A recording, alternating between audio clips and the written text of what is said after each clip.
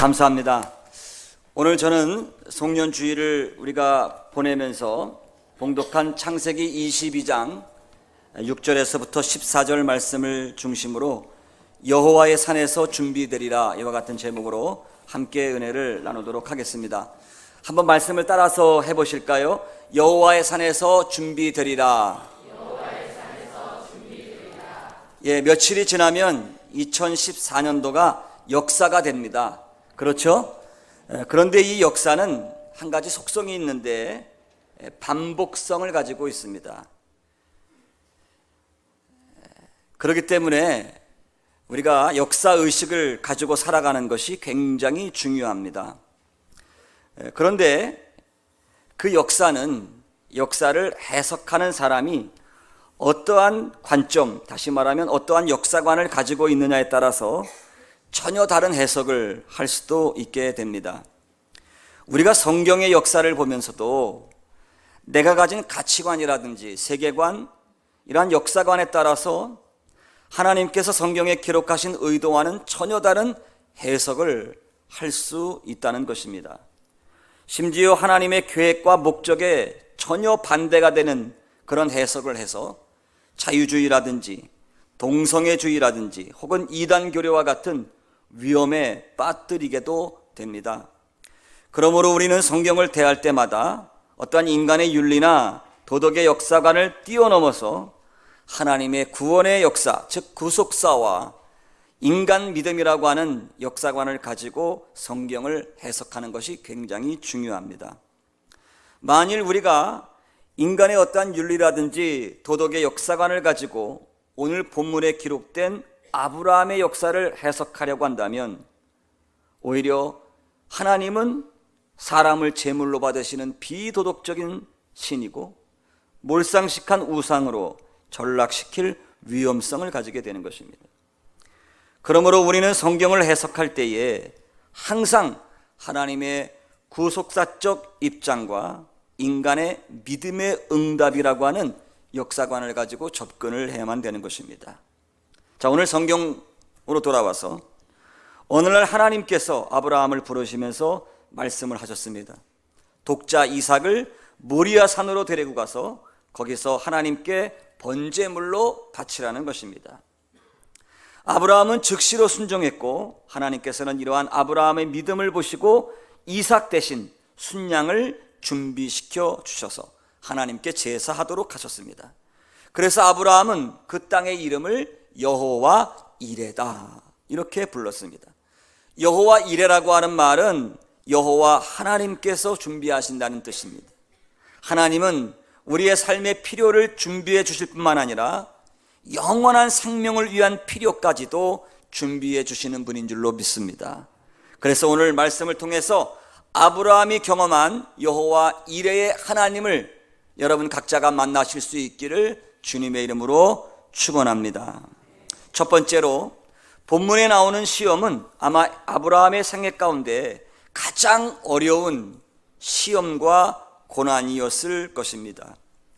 아브라함의 아버지는 데라였습니다. 당시 갈대아 우르 지방의 부유한 족장이었습니다. 데라는 아브라함을 낳고 그 이름을 아브람 이렇게 불렀습니다.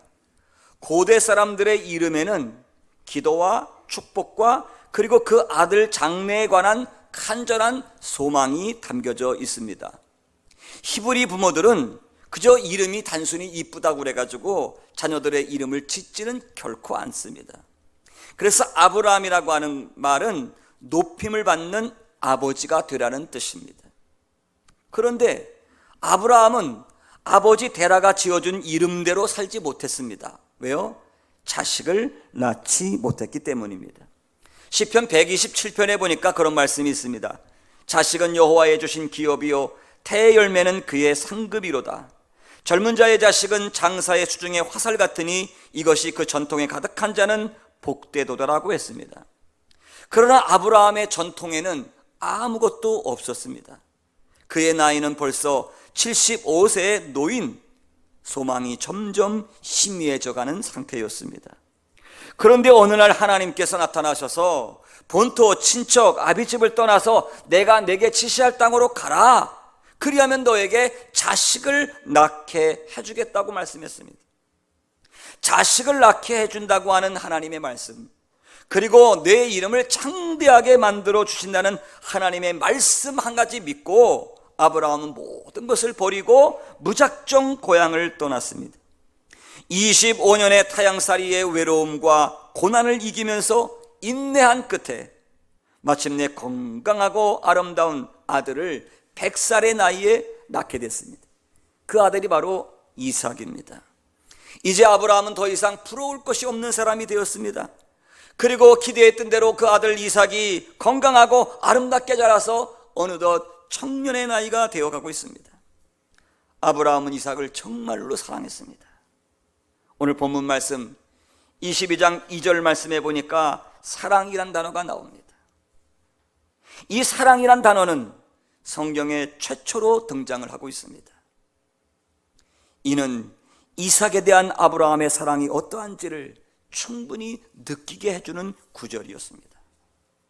그런데 어느 날 갑자기 하나님께서는 아브라함의 아들 이삭을 모리아 산으로 데리고 가서 그곳에서 짐승을 잡듯이 죽여서 제물로 바치라고 말씀을 하셨습니다.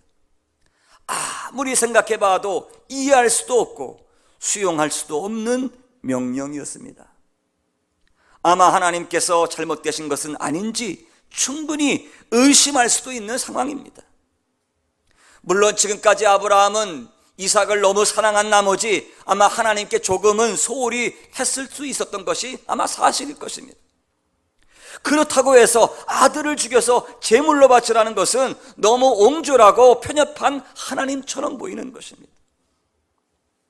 그런데 본문 말씀은 하나님께서 아브라함을 시험하셨다고 기록하고 있습니다. 시험치고는 너무나도 감당하기 어려운 것이었습니다. 차라리 아브라함 자신을 바치라면 차라리 나을지도 모르는 시험입니다. 여러분 어떻습니까? 이러한 시험은 오늘날 살아가는 저와 여러분들에게도 마찬가지입니다. 저마다 시험과 고난은 피하고 편하게 신앙생활하면서 축복을 누리며 살아가기를 원하는 것이 아마 저와 여러분들의 마음일 것입니다. 그런데 여러분, 우리가 모든 일이 다 잘되고 편안할 때에는 그 사람의 믿음의 수준을 알 수가 없습니다. 그러나 사람이 시험과 고난을 받을 때가 되면 그 사람의 마음의 상태가, 믿음의 상태가 그대로 드러나게 됩니다. 마치 학교에서 시험을 통해서 학생들의 학업 수준을 평가하듯 말입니다. 결국 아브라함은 이러한 시험을 통해서 하나님을 향한 자신의 믿음을 나타내 보임으로써 오늘날 믿음의 조상으로 인정받고 아브라함의 믿음을 따르는 열방 모든 신자들에게 믿음의 조상으로 기억되고 있는 것입니다. 자, 그렇다고 한다면 아브라함은 어떻게 이러한 시험을 능히 극복할 수 있었을까요? 성경에 보니까 아브라함은 믿음으로 순종을 통해서 시험을 극복하고 여호와 이레를 경험했다고 말씀하고 있습니다. 그리고 이러한 순종은 아브라함이 절대적으로 하나님을 신뢰했기 때문에 가능했던 것입니다. 믿음이라고 하는 것이 무엇입니까? 믿음은 하나님을 신뢰하고 순종하는 것입니다. 아브라함은 하나님의 명령을 듣고 즉시 순종했습니다. 오늘 본문 3절 말씀 보니까 아브라함이 아침에 일찍 일어나겠습니다. 하나님의 명령에 조금도 주저하지 아니하고 아침에 일찍 일어나서 4절 말씀 보니까 3일길을 갔다고 기록하고 있습니다. 여러분, 당시 아브라함이 살던 곳은 브엘세바입니다. 브엘세바는 이스라엘의 최남단 지역을 가리키는 것입니다. 이 남쪽 끝인 브엘세바에서 오늘날 예루살렘 모리아산까지는 약 48km의 거리입니다. 이 48km의 거리를 하루에 16km씩 3일 동안 여행한 셈입니다. 그리고 모리아산이 멀리 보이자 두 사환을 떼어놓고 아들 이삭만 데리고 모리아산으로 올라갔습니다. 그 다음 장작을 쌓아놓고 그 위에 아들을 묶어서 올려놓았습니다. 칼을 들어서 아들을 내어치려는 순간에 하나님께서 아브라함을 부르셨습니다. 여러분, 아브라함이 어떻게 이러한 맹목적인 순종을 할 수 있었을까?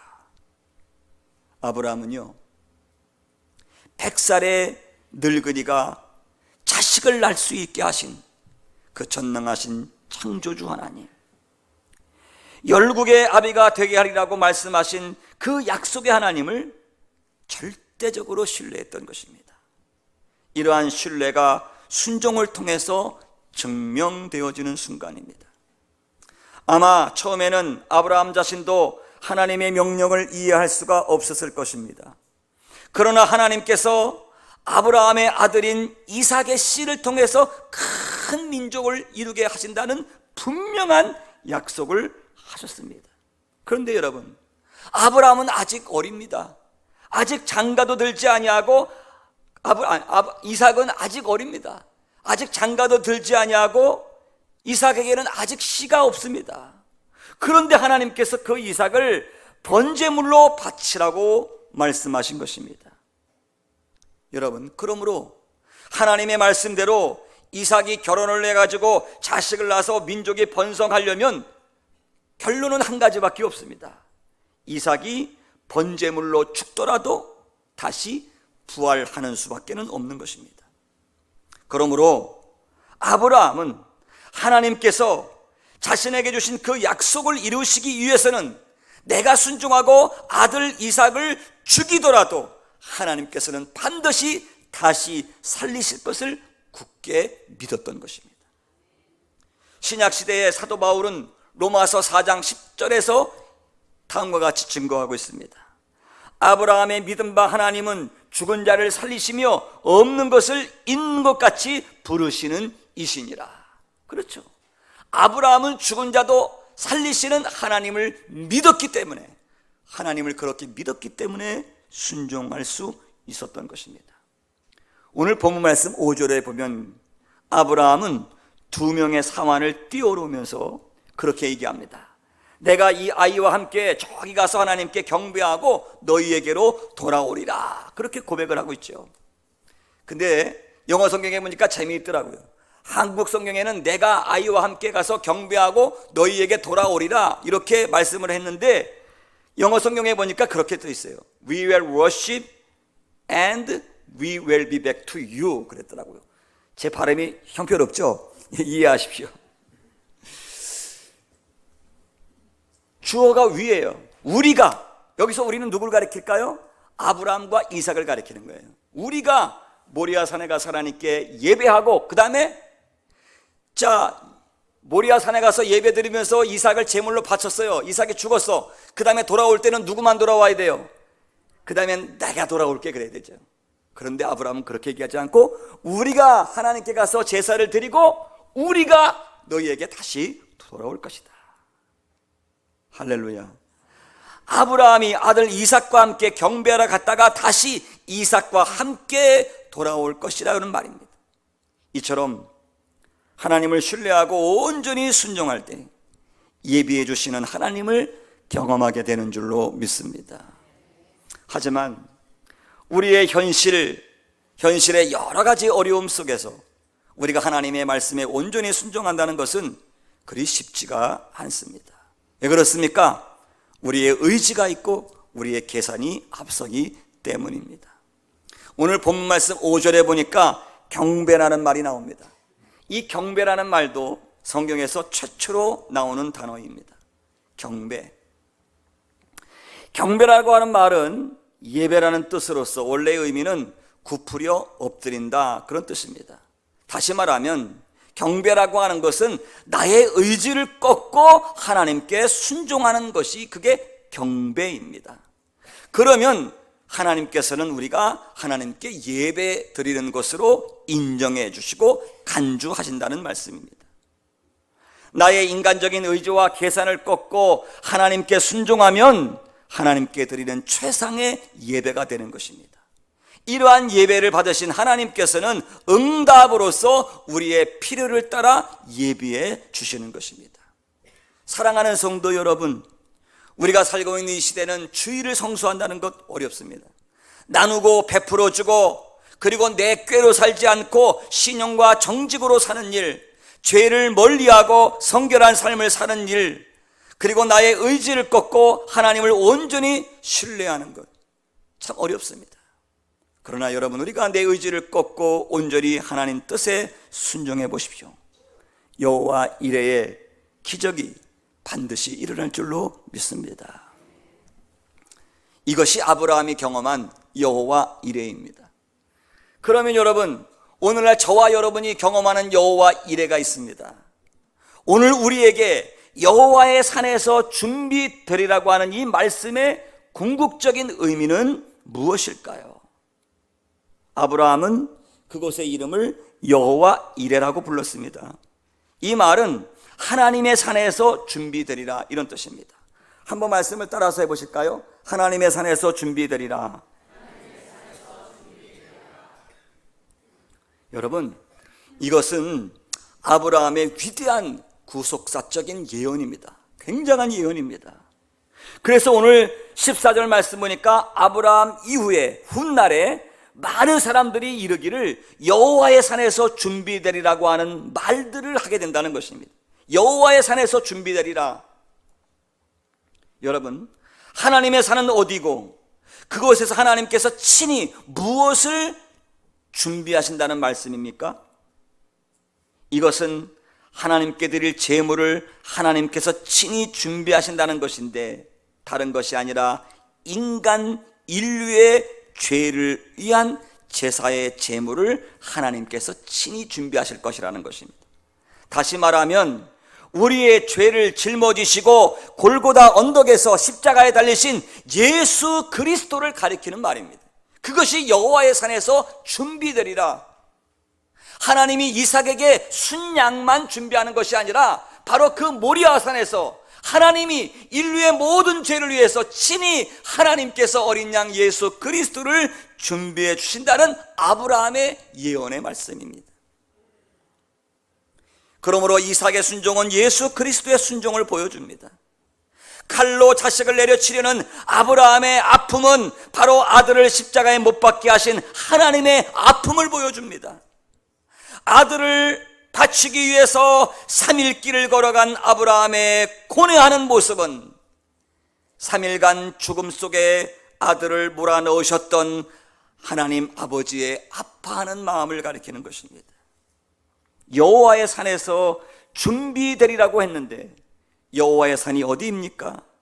아브라함이 이삭을 바치려 했던 모리아산 정상이 바로 아브라함 뒤 2000년 뒤에 인류를 위해서 제물로 예수님께서 십자가를 지시고 오르셨던 갈보리 언덕이 바로 모리아산인 것입니다. 모리아산 정상에 만들어진 예루살렘 도시, 그리고 그 북쪽 언덕이 바로 골고다였다는 것입니다.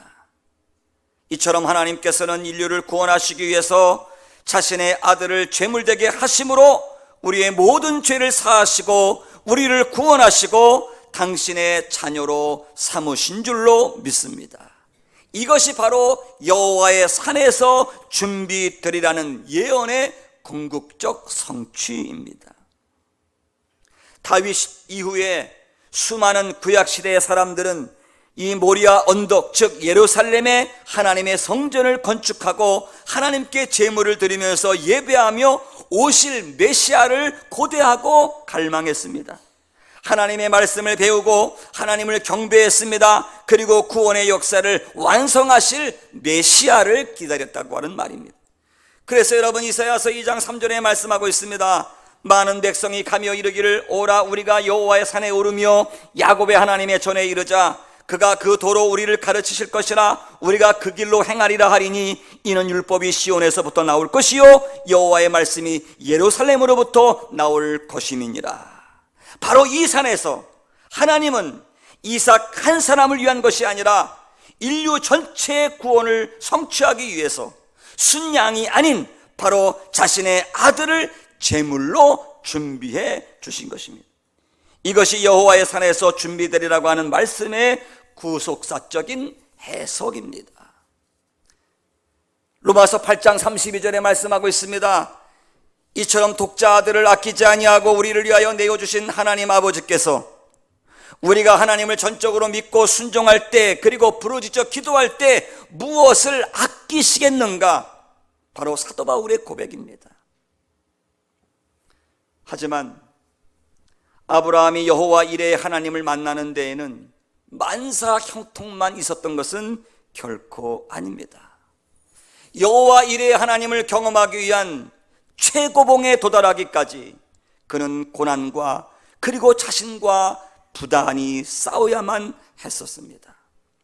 예수 그리스도를 통한 구원의 역사도 마찬가지입니다. 비록 고난의 역사, 순교의 역사이지만 그 가운데서도 하나님은 자신의 영광을 위하여 준비하십니다.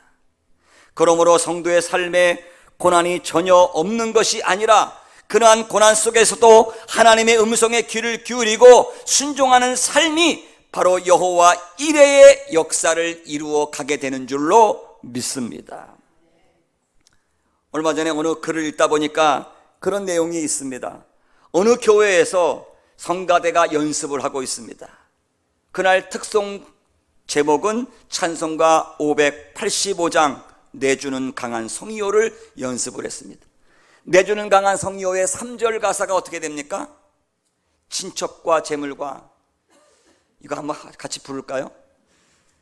자, 3절 친척과 재물, 거기부터 3절부터 시작. 친척과 재물과 명예와 생명을 다 빼앗긴데도 진리는 살아서 그 나라 영원하리라. 이렇게 지휘하시는 집사님이 열심히 지휘를 하는데 앞에 있던 여자 청년 하나가 손을 들면서 질문을 합니다. 선생님, 아니 하나님께서 내 친척도 뺏기게 하시고 재물도 뺏기게 하시고 명예와 심지어 생명까지 뺏기게 하시는 그 하나님을 우리가 왜 믿어야 됩니까 도대체? 그렇게 질문을 하더라는 것입니다. 그렇죠. 우리가 살고 있는 이 시대는 너무나도 기복신앙화 되어 있기 때문에 기복신앙에 물들어 있는 현대 교회의 신앙 수준을 보면 이 찬송가가 이해가 되질 않습니다. 하나님을 믿으면 다 잘 돼야 되고 재물도 많아야 되고 명예도 높아져야 되고 유명해져야 되는데 하나님을 믿고 나가는데 왜 재물과 명예와 친척과 생명까지 빼앗겨야 하는가? 그런 하나님을 왜 믿어야 하는가? 불평하고 그렇게 할 수도 있습니다. 여러분, 구약시대에 이와 비슷한 사람이 있습니다. 바로 하박국입니다. 하박국 선지자는 하박국서 3장 17절 이하에 보니까 그렇게 고백합니다. 비록 무화과 나무가 무성하지 못하고 포도나무에 열매가 없으며 감람나무에 소출이 없으며 밭에 먹을 것이 없으며 우리의 양이 없으며 외양간에 소가 없을지라도 나는 여호와로 말미암아 즐거워하며 나의 구원의 하나님으로 말미암아 기뻐하리로다. 이것을 아까 그 성가대 청년의 버전으로 아마 노래를 부른다면 그렇게 할 수도 있을 거예요. 무화과 나무가 풍성해도 포도나무 열매가 없으면 불평하고 무화과와 포도나무가 무성해도 감람나무 소출이 없으면 불평하고 무화과, 포도나무, 감람나무 이 세 가지가 풍성해도 밭에 먹을 것이 없으면 불평하고 또 무화과, 포도나무, 감람나무 밭에 먹을 것이 많아도 양이 없으면 불평하고 99가지가 있어도 한 가지가 없으면 불평하는 것이 여러분 우리 아닙니까? 그러나 여러분, 하박국 선지자는 이 모든 것이 없을 뿐만 아니라 자신이 극심한 고난 가운데 있을지라도 하나님 한 분이 계시기 때문에 나는 기뻐한다고 고백하는 것입니다. 어떠한 고난 속에서도 하나님을 신뢰하고 그 하나님 믿음 앞에 믿음으로 반응하고 나가면 하나님은 최후의 여호와 이레 우리의 영원한 생명 예수 그리스도 그 하나님을 우리가 만나게 될 줄로 믿습니다. 제가 요즘 고난을 겪고 있습니다.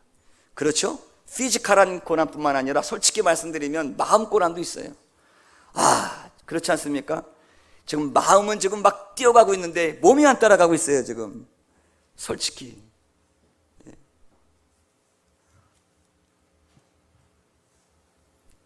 몸이 굉장히 부자연스럽고요. 더군다나 이제 뼈에 염증이 또 생길까봐 계속해서 항생제 주사를 맞아요. 퇴원을 했어도 가까운 병원에 가가지고 매일 하루에 한 번씩 링거 주사를 맞고 옵니다. 1시간씩.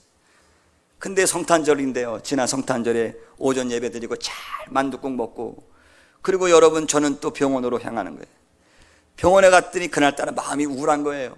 성탄절날 이 목사가 무슨 짓인가 이런 그 약한 마음이 들더라고요. 그래가지고 요 병원에 가서 주사를 맞는데, 그날따라 이게 훌륭한 선생님들은 다 성탄절 가족과 함께 세기 위해서 다 바깥으로 나가고 새로운 신참 간호사가 주사를 찌르는 건데 아무도 없어. 응급실에 저를 찌르는데, 이게 평상시 때는 한 번에 딱딱 했는데 왜 이 성탄절 또 기념식을 하는지 5번을 꽂는 거야. 5번. 여기 꽂았다, 여기 꽂았다. 다른 분이 좀 왔으면 좋겠다는데 이 간호사 참 담대하더라고요. 선생님이 혈관이 잘 안 나와서 그렇지 다른 사람이 와도 똑같다는 거예요. 그러면서 계속 찌르는 거예요. 마음이 우울하더라고요. 5번 찔림을 당했어요. 그가 찔림은 5번 찔리고 나오는데 저녁에 깜깜한데 날씨도 춥고 마음이 너무 허전한 거예요. 입으로는 주께서 뜻하신 일 헤아리기 어렵더라도 부르면서 속으로는 왜 어째 이런 일이, 왜 하필이면 이런 일이, 목사한테 이런 일이 해야 될 일이 많은데 하나님 저 이해가 안 됩니다. 도무지 하나님 이해가 안 됩니다. 솔직히 하나님 저 섭섭합니다. 하나님께 진짜 섭섭합니다. 울그락불그락하고 이제 오는 건데 갑자기 뚱딴지같이 저희 아내가 핸들을 잡고 쭉 돌아가면서 그럽니다. 여보 참 감사하다 그러더라고요. 가만히 있었습니다.